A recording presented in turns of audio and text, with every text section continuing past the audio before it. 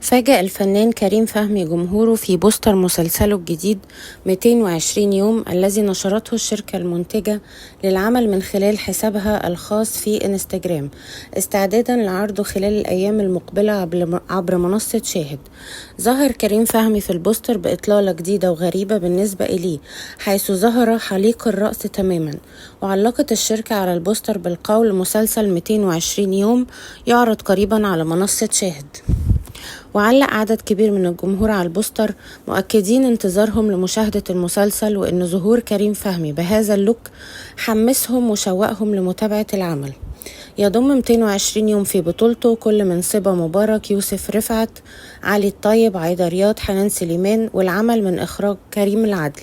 المسلسل من 15 حلقة تدور أحداثه في إطار رومانسي اجتماعي، حيث يلعب كريم فهمي دور زوج صبا مبارك، ويظهر بشخصية روائي، وتجسد الفنانة حنان سليمان شخصية تدعى ماجدة، ويؤدي علي الطيب دور مهندس، ويستخدم تقنيات خاصة كي يظهر بوزن زائد ضمن أحداث العمل.